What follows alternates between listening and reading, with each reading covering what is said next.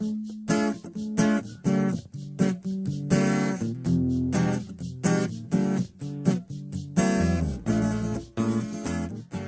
is a screening of the film If Only, produced by Jim Wahlberg, and we're delighted to be here this evening partnering with all of the wonderful folks who've come out. They have their literature they're passing out, folks in the recovery community who are interested in helping our students, our parents, the community at large.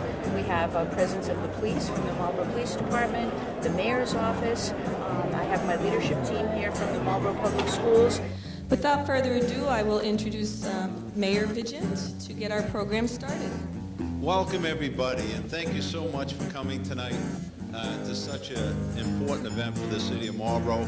You know, it's all about getting the education out to the people, the students and the youth of the city, and the parents, to get them educated on what to look out for the kids, and trying to get people aware of how destructive this disease can be to families and to individuals. It's just trying to get the information out to people.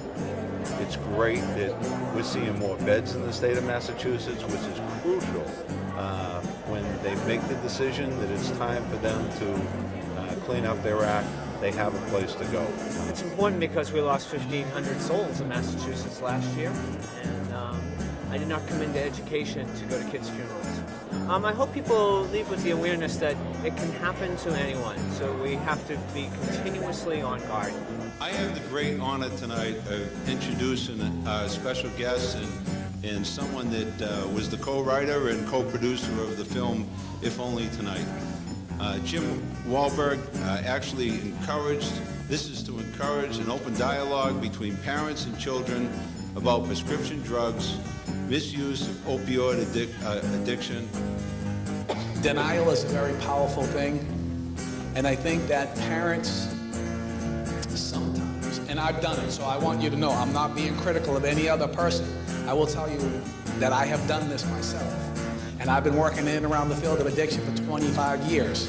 When my kid was getting high, I was denying that it was happening, okay? But we need to stop lying to ourselves. It's possible. I'm not saying your kids are getting high. I'm saying it's possible. You're not immune. Nobody is immune. I want you to think about if there's information that you need, if there's questions that you have, if there's somebody in your life that's struggling, there's people here with answers. There's help here in this room, all right? Take advantage of it. You know, it sounds corny to me to say, you know somebody who's struggling with addiction, 1-800-RECOVERY, very simple. And what about Recovery Centers of America? They're opening up 300 new beds in Massachusetts, folks. And I'll tell you something, join me please in clapping, because that is you.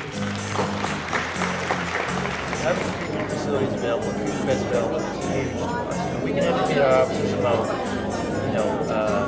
stigma surrounding opioid abuse and educate parents and kids. But the fact of the matter is, we come across somebody who's ready to go to detox, ready to take that step, to go into that treatment center. There has to be a bed available. And that's what we've been struggling with, because that ends up on our shoulders a lot. Unlike so many public safety and public health crises, despite all of the resources we're putting forward, we continue to see numbers going in the wrong direction. And while you can get caught up in the numbers and forget that every number is somebody's son or daughter, mother or father, you have to, at some level, look across and see what we're losing in terms of a generation. You know, we as law enforcement realize we're not going to arrest our way out of this issue, and we're trying to be very proactive.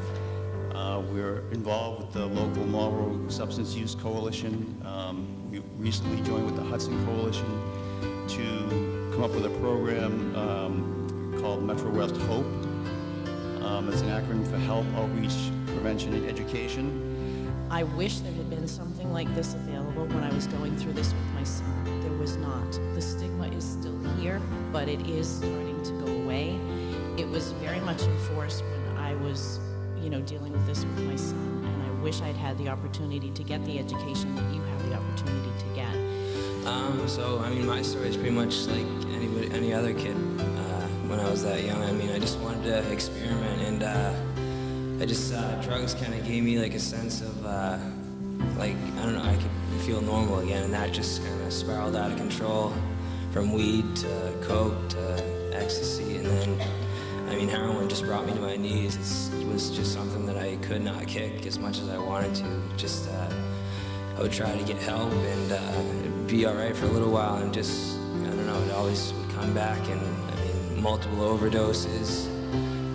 I just felt helpless, and I felt worthless, and I was tired. This has to be an ongoing dialogue with the adults in the household. Lots of times kids shut down when they get to this age, and it's the mom and dad's really their role to continue that dialogue and keep talking and look for telltale signs and make sure that they are shepherding this child to young adulthood in intact fashion.